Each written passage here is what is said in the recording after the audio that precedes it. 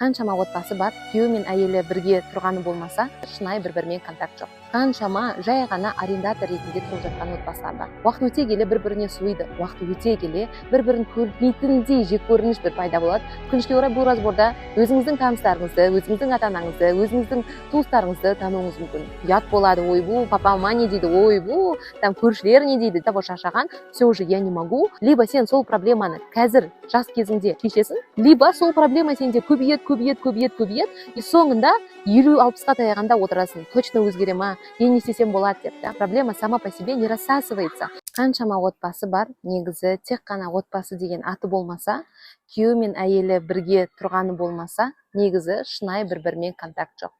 Қаншама жай ғана арендатор ретінде тұрып жатқан отбасылар бар. Бұл жай ғана әңгіме емес, негізі шындап келгенде қазіргі Қазақстанның статистикасына қарайтын болсақ, ажырасудың көптеген себептерінің бірі осыда. Яғни, вроде бы үйленді, вроде бы даже басында бір-бірін жақсы көрген сияқты бір сезім болды, но одан кейін қарайсың, уақыт өте келе бір-біріне суиды, уақыт өте келе бір-бірін көрмейтіндей жеккөрініш бір пайда болады, соңында алимент төлемейтіндей бір ажырасуға келіп жетеді. Неге? Бүгін өте қызық бір разбор болмақ. Өкінішке орай бұл разборда өзіңіздің таныстарыңызды, өзіңіздің ата-анаңызды, өзіңіздің туыстарыңызды тануыңыз мүмкін. Кейде өзіңізді де тануыңыз мүмкін, егер өзіңізбен шынайы бола алсаңыз әрине. Дорога перемен деген фильм. Көбілеріңіз бәлкім көрген де шығарсыз, бәлкім көрмеген де шығарсыз. Бірақ осы Дорога перемен деген фильмнен кейін өте терең бір ішімде асадық болды да. Шындап та қаншама әйелдер, қаншама ер адамдар отбасы болып өмір сүру үшін сүреді, одан кейін бақытсыз болып осы өмірді аяқтауда. И соңына дейін мен шынымды айтсам, жақсы бір конец күттім ол фильмда, бірақ жақсы конец болған жоқ. И тура сол сияқты біздің өмірде де қаншама адамдар отбасы болу үшін, бақытты болу үшін үйленеді, бірақ ондай конец көп адамды күтпейді. Егер өзімен адам осознанно дұрыс жұмыс жасамайтын болса, и отбасы үшін бір әрекеттенбейтін болса, өкінішке орай көбілері осындай арендатор сияқты жай ғана бір отбасыда өмір сүретін болады. И бұл мына нәрседен басталады да. Конечно же, бірінші кезекте неден басталады? Мысалы, біз Дорога переменда Франк пен Эйприлді көреміз. Франк пен Эйприлдің екі мынандай тұсы бар. Франк та Эйприл да негізі бір-біріне ғашық болып үйленеді. Мысалы, айтып жатамыз, ой, білмеймін, неге менің папа мамам екеуінің арасында индийский махаббат болатын бұрын, бірақ сосын ажырасып кетті деп, да? Түсінем сіздерді. Себебі Франк пен Эйприл да бір-бірін өте қатты жақсы көріп үйленген. И олар қатты до того жақсы көреді. Неліктен? Себебі бұл жерде бір необычный деген нәрсеге ғашық болады. Необычный деген не? Мысалы, Франк бірінші рет Эйприлді көрген кезде, Эйприлдің шынайы күлгеніне, өте сондай бір ерекше тұлға екендігін көреді, ғашық болады. Ал Эйприл тоже необычный, өзі необычный болғандықтан, необычный жігіттерді бағалайтын. И Франк та чувство юморасы мықты, сондай ерекше бір жігіт болғандықтан, ол оған қатты ғашық болады. И сөйтіп екеуі үйленеді.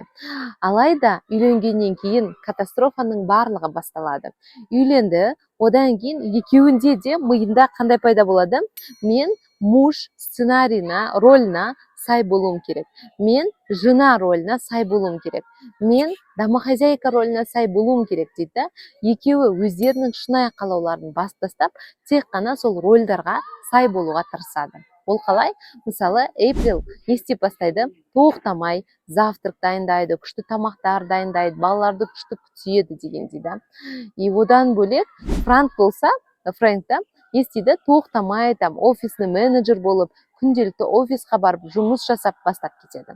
Олардың ойында бір сценарийға сай кірген сияқты болады, да. Мужчина добытчик, зарабатывает деньги, хотя өзіне ұнамайтын жұмыс болса да, офис, стабильность дегенді олайша жек көрсе де, бірақ енді миында сценарий бар, да. Мен еркекпін, отбасына қамтамасыз етуім керек, ол тек стабильностьпен болады деген сияқты. И соны қамтамасыз етуге тырысады. И тут есть Эйприл. Она тоже любит такой вот энтузиазм күшті, басындағы сценарийларда ол театрда выступать етеді мысалы да, и сондай нәрселерді жақсы көреді, и бірақ өзін басып тастайды. Жоқ, мен әйел болмысына сай болуым керек, үйде отыруым керек, тамақ істеуім керек, завтрак, обед, ужин, балаларды тұрақты мектепке апару, әкелу, олармен айналысу деген сияқты. И тут получается екеуі де изначально необычностьқа ғашық болған, екеуі де Франкта необычный еркектен обычный сценариймен өмір сүретін ер адам болып қалады. Эйприлда необычная женщина бола тұра, обычный, просто сценариймен өмір сүретін девушка бола қалады. Өкінішке орай, бұндай кезде екеуінің арасындағы үлкен бір махаббат та басында пайда болған, необычность үшін үйленгендіктері босқа қалады ана жақта, и екеуі просто сценарийға сай функционировать етіп бастайды. То есть вместе не живут, а существуют, просто функционируют. Миларында қандай бар? Галочка, галочка, галочка. Идеальная жена мынандай болу керек, галочка, галочка, галочка. Идеальный еркек мынандай болу керек, галочка, галочка, галочка. И тут у них порождается мысль: давай Парижға кетеміз деген. И ол не просто такая там геолокацияны ауыстыру емес, да, олар үшін. Париж будто бы для них это какой-то сигнал.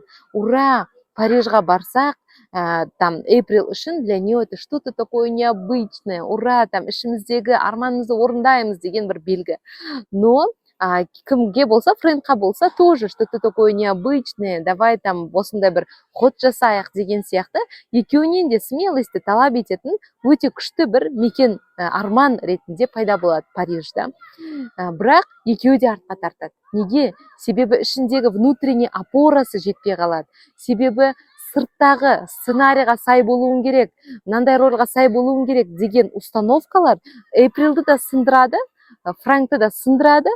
Екеуі давай не высовываться, давай лучше статистически обычный бір отбасы болып өмір сүре берейікші деп, екеуі де Париждан отказ беретіндей жағдайға келеді.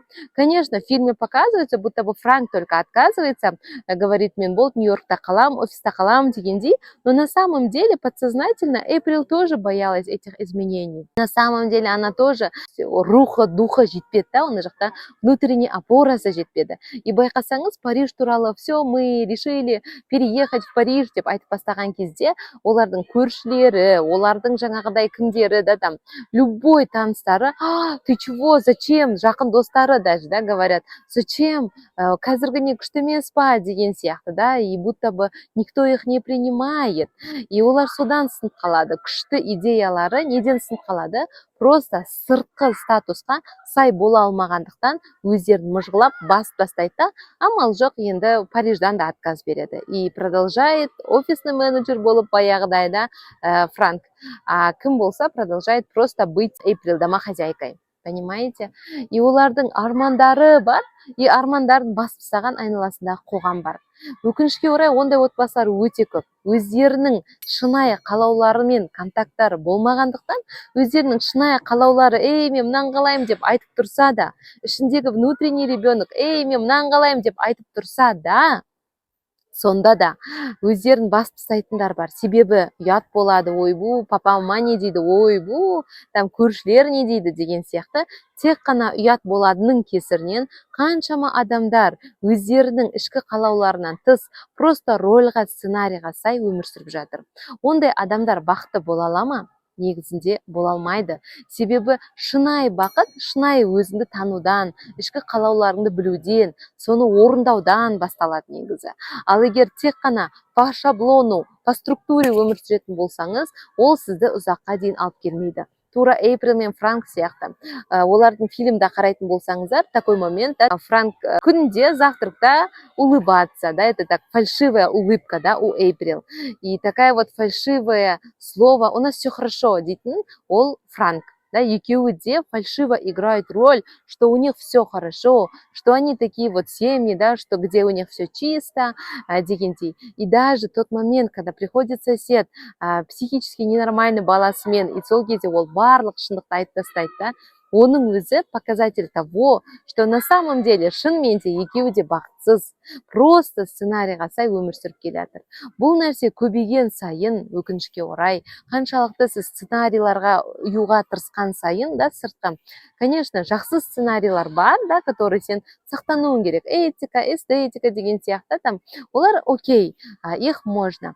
Но есть такие сценарии, где все-таки бізді сындырады, да, мысалы, домохозяйка мынандай болу керек, нағыз бала мынандай болу керек, балалар шуламау керек, мысалы, деген сияқты. И олардың барлығы сізді, конечно же, сындыратын болады. Конечно же, вам будет неприятно. Конечно же, сіз өзіңізге қарсы өмір сүріп жатқаныңызды сезінетін боласыз. Внутренний ваш ребенок будет говорить: хей, мен үйткім келеді, бүйткім келеді деп, но вы будете его тік бас тастап, жоқ, ұят болады, папа мамалар не дейді, ауылдағылар не дейді, анау не дейді деген сияқты ойлармен. Понимаете?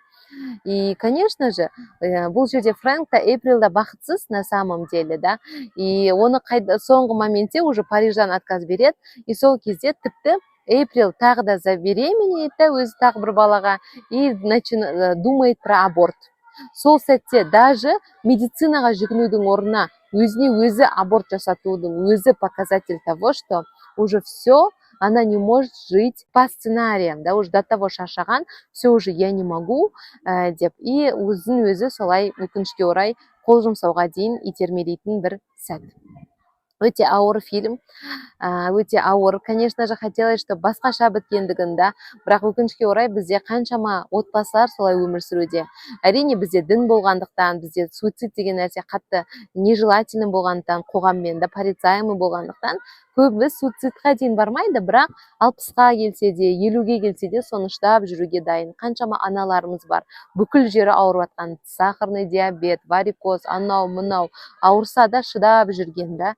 На самом деле оның барлығын жастайынан егер ұғынса, өзіне шынайы не қалайтындығын түсінсе, өзіне сай жұмыс жасаса, жастайынан көп нәрсені тоқтатуға болатын еді, негізі.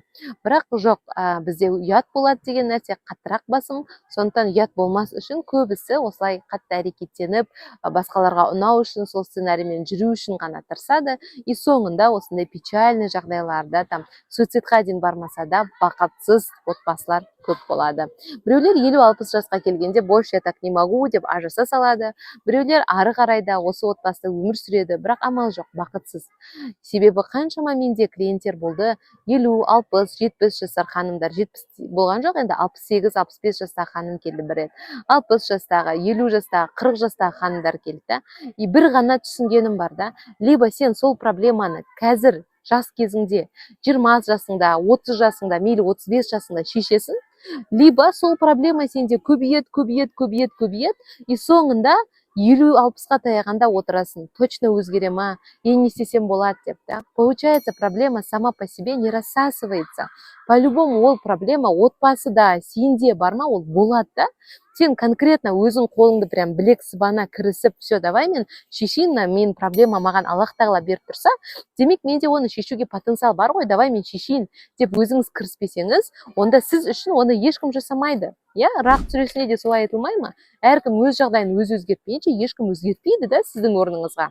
Сондықтан менің байқауымша, мысалы, 50 жаста, 60 жаста келеді ханымдар, бірақ оларға, мысалы, сізді өзгертуге, егер сіздің жасыңыз 25-те, 30-35-те болса, сізге бір бар жоғы 10 терапия жеткілікті болса, жасыңыз үлкейген сайын қажеттілік терапиясы көбейеді. Оларға, мысалы, 35-тен жоғары кісілерге көбінесе, мысалы, 40-тан жоғары кісілерге, 35-те мен қойын, бірақ 40-тан жоғары кісілерге точно 10 сеанстың орнына там 15 сеанс, 20 сеанс талап етілуі мүмкін. Сондықтан өзіңіздің неңізді, профилактикаңызды қазір жасаңыз, да. Всегда же нам кажется, что там басымызға проблема түссін, сосын шешем деп ойлаймыз, да. Хотя профилактика всегда арзанырақ.